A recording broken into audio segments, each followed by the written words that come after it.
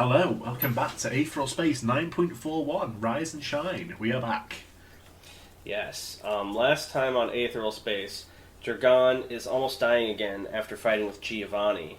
And meanwhile, Musazi's trying to fight Jean, and he's like trying to get something above his head to attack him. Yeah. Because he thinks the field's just around him. And I think He sort of tried to crush him as well between lots of stuff, and he exploded out of it. Oh, and then Pablo is starting to awaken. Well, Pablo got fucking shot twice in the back, and in the test, and it seems like he died. Yeah, we don't know how devastating. It hasn't really been described how crazy a plasma bolt is, because you get, even with a normal gun, they're pretty deadly. But, you can get shot and live. It happens all the time. But does a plasma bolt rip a hole through you? What is it like? It depends on the angle. It rips a hole through you, but also sticks in the wound and melts you a little bit. How big is a plasma bolt? It's pretty small. It depends on what sort of weapon you're using. Okay, because I was imagining like the plasma guns in Halo when you charge up the big ball. Yeah, no. Alright, so they're bullet sized. Okay. Yeah. Alright, so you go ahead and read the opening for us here, Tim. I hope this message finds you well, Cloud. Before I begin, I feel I should make clear that this is strictly in response to your recent proposal. Your other work on the project has been mostly acceptable. However, your suggestion that we intentionally induce Aether Awakening in the final product of the Testament project to increase its power is, to put it simply, idiotic. I must wonder if there was perhaps an ill-considered joke you were making. If so, please refrain from doing so in the future. If it wasn't, though, I feel I must remind you. The product of an Aether Awakening is not a human being, and it is not a power that can be maintained reliably. Aether is a product of human consciousness, and as we use it, our own thoughts and memories soak into it over time. This is the basis on which each thought and memory reading techniques operates. An Aether Awakening, then, is when the original user dies, but the Aether lives on for a time, driven by the impressions soaked into it over the course of the user's life. In some cases, it may puppeteer the original bodies. In others, it will form a physical shell for itself based on their former abilities. Its power may increase, abilities losing restrictions and limits. It may operate for brief moments or for years, but by nature they are transient beings.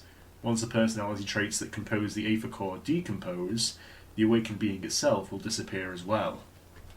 In essence, then, what you have suggested is that we execute the being we've spent so much time and money on and replace it with a disintegrating zombie. I'm sure I don't need to explain further why this is a bad idea. If this is the extent of your thinking, I worry for your future in my lab. Internal message, Brinkman Lab. So in that way, it's almost like a traditional ghost that relives based on past experiences. So what is a burn then? If awakening's when you die, but the Aether lives on. What is when you use more Aether than your body can handle, and it starts to sort of break down. So you can survive a burn if you stop it in time. Yeah.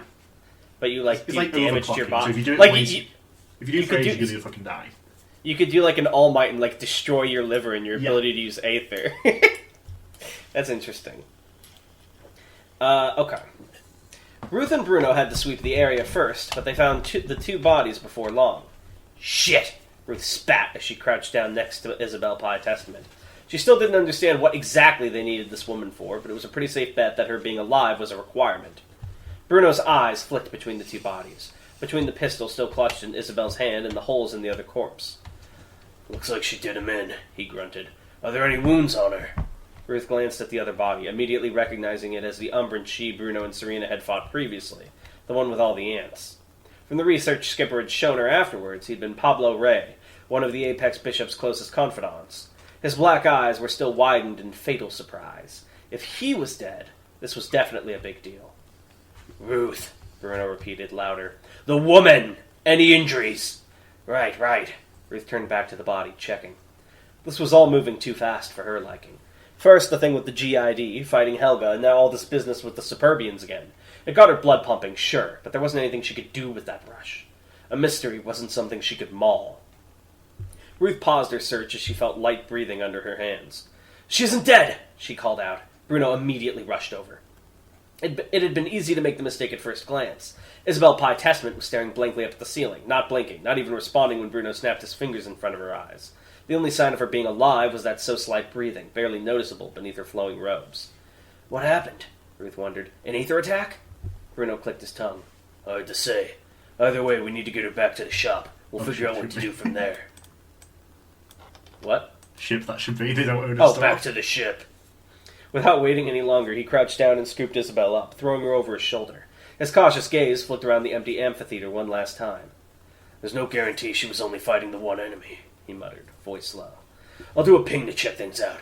You keep me covered, okay? Ruth shook her head. I'll do it. She was pretty good at recovering after a ping, after all. If someone launched a surprise attack, she'd be able to defend herself faster than Bruno. Get behind me. Bruno stepped behind her, and Ruth took a deep breath. There was a brief flicker of red as her aether leapt out, the ping flooding through the surrounding area. And then her eyes widened. There were threats all around them. There was a threat right above them. There was a threat coming down. Ruth shoved Bruno out of the way, and a second later the enemy landed in the spot he'd just been standing.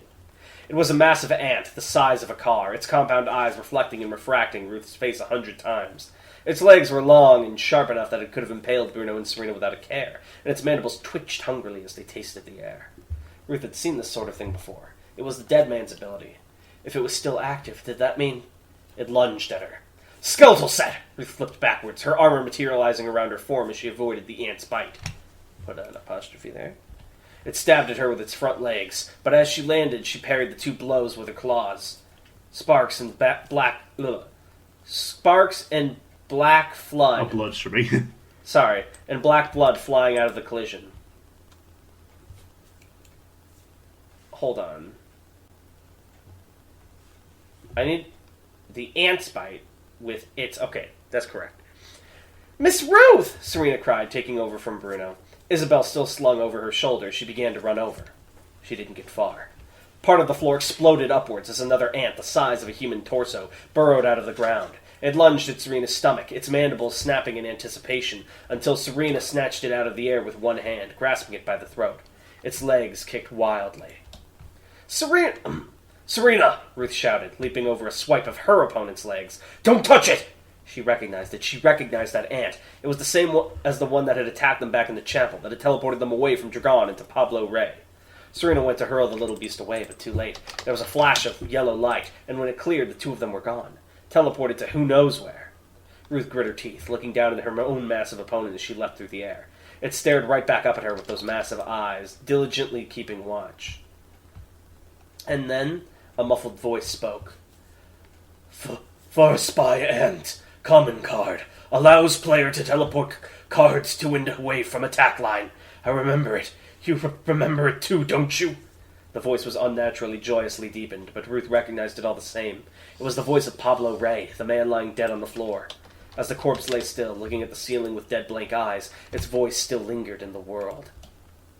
At first, Ruth thought the ant was the one speaking, but no. The voice was coming from inside the ant's abdomen, muffled by the carapace around it. Ruth landed, and at the same time, the ant's back exploded outwards, blood raining down. A human torso, elongated and made wrong, writhed out of the ant's back, arms stretching up into the air. Ruth could do nothing but stare in horror as the nightmare made itself known to the world. The thing was a parody of Pablo Rey, his appearance similar in only the most basic of ways. His skin was a dull gray like stone, and his fingers were dark and inhumanly long, tapering off into sheer points like the legs of an insect. As he smiled at her, his lips parted, and tiny ants continuously crawled out of his mouth, up his cheeks, and into his ears, forming a blackened grin. His gray hair had gone mad, long tufts sticking up into the air, forming a rudimentary mohawk. Even after he'd burst out of it, the ant beneath Pablo remained alive, regaining its footing a moment later. Pablo's torso transitioned smoothly into the smooth surface of the bug's carapace, the two of them one creature like a twisted centaur. May I suggest turning smoothly into seamlessly, so you don't have smoothly into smooth? Yeah. He pointed at her with a long, long finger, his painfully wide smile turning his face into little more than wrinkles. Did you mean to do long twice there? Yeah. Okay. She had seen this before on Talden, when Chapel had clawed his way back up from death. Aether awakening. Ruth Blaine, the Pablo thing said, intelligence and malice dancing in his eyes. Right. Musazi's eyes were fixed on the rippling air that Lyons held in his hands, the collection of force that could certainly annihilate a human body with a glancing blow. He had managed to avoid the first blow, but it had required flying up to the ceiling with thrusters on his boots. Anything less would have meant his obliteration. He just had to look at the hangar to understand that. The entire side of the room that Musazi had been standing on was demolished, steel walls pulverized by sheer force, long, open wounds leading into the maintenance tunnels beyond. In the distance, alarms were blaring. No matter the result of this bout, security would surely be here soon. Lyons understood that too. Being seen here would be bad for him. Therefore, Musashi had to make it happen. At the very least, it would prevent him from executing whatever vile plan he'd concocted. Distraction and trickery weren't his preferred weapons, but if the need arose... "I know that technique," Musashi called down, still clinging to the ceiling. "That club you're using, I've seen mention of it. It was used by the warrior Kilian Kilioff, a berserker who's charged into battle for the sake of the supremacy." Lyons looked up at him, one eyebrow raised. He was pointing the club in Musashi's direction like a cannon, but he'd be reluctant to use it at this angle. He wouldn't want to bring the roof down on himself, after all. Musashi continued. "Kilian perished in battle years ago, or so history says.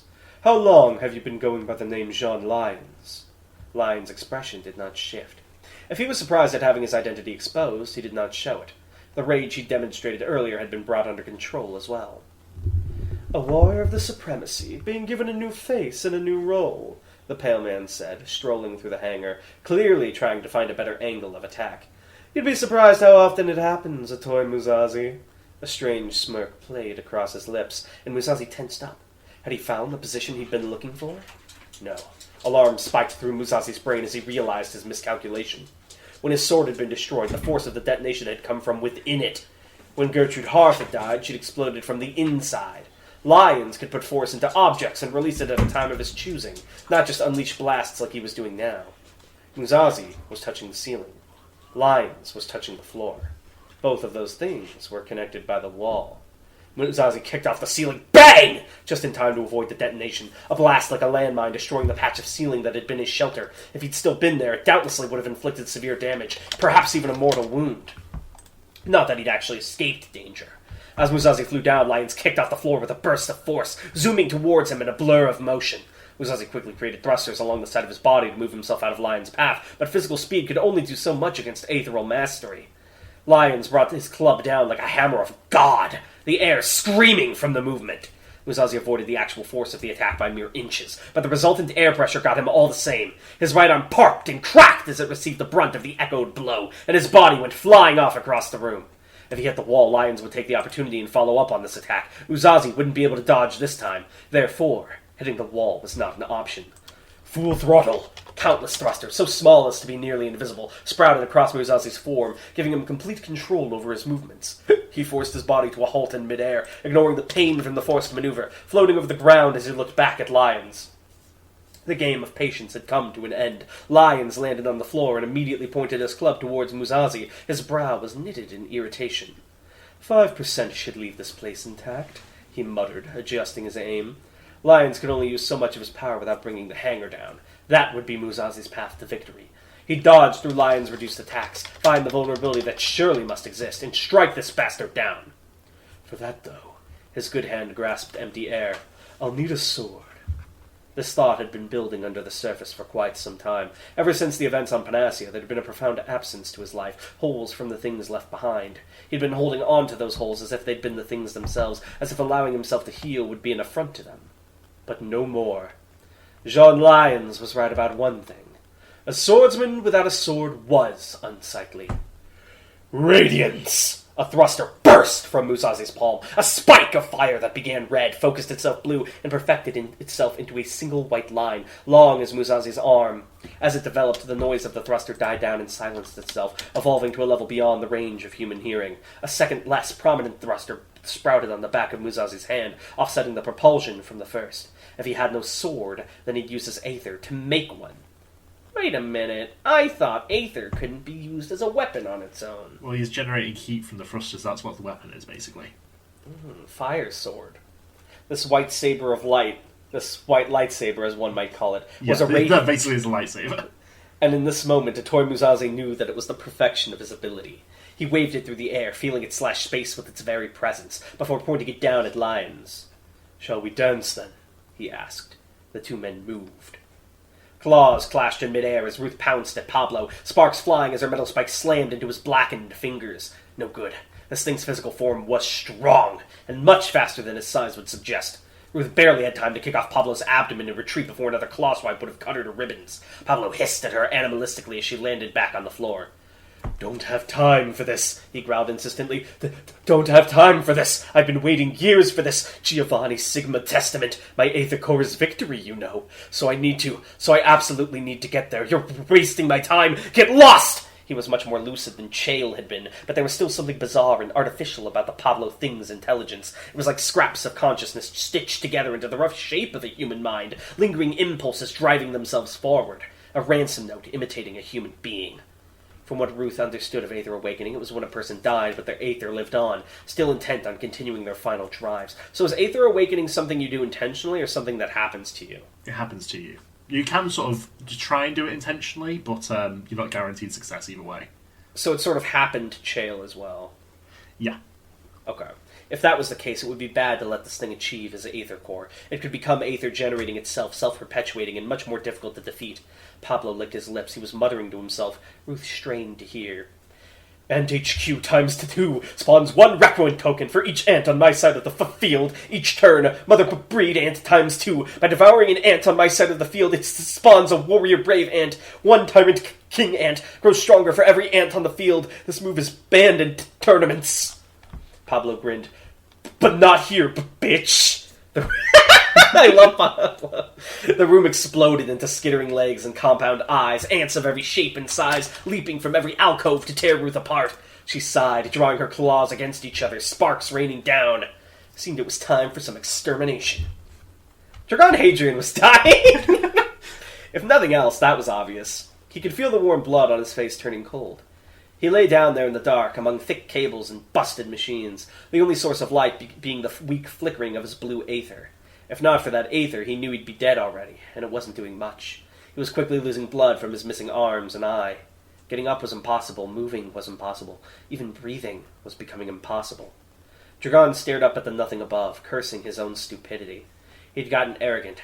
Since the whole thing had happened with the Humanists, he'd started to believe that he'd gotten stronger, more proficient, more capable. Clearly that wasn't the case. "Hey," said a voice. "You dead?"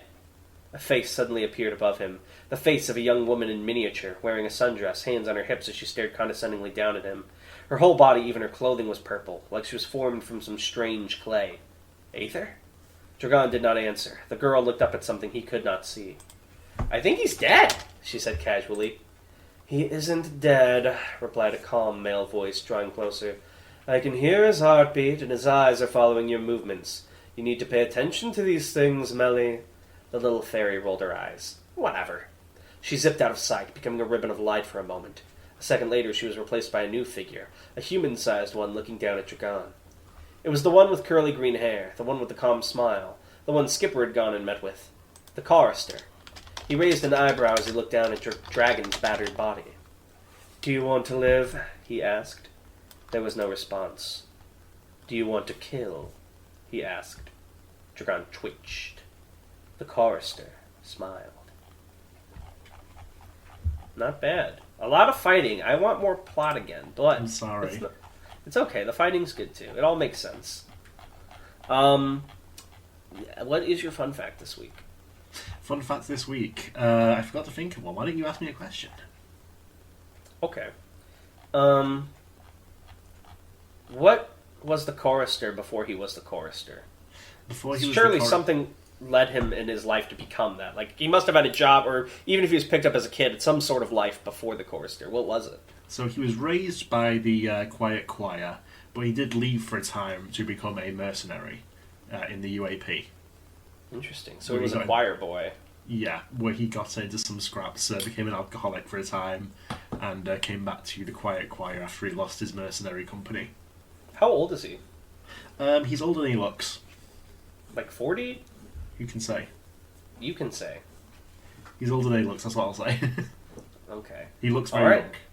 Well, thank you guys for watching, and we'll see you next time on Aetheral Space 9.42. Bye! I'm going to put 4-1. This is 9.41, fool. Next time is 9.42. Oh, right, yes. I thought you said this was... Thank you for joining us for 9.42. I thought you said... Heartbeat shotgun.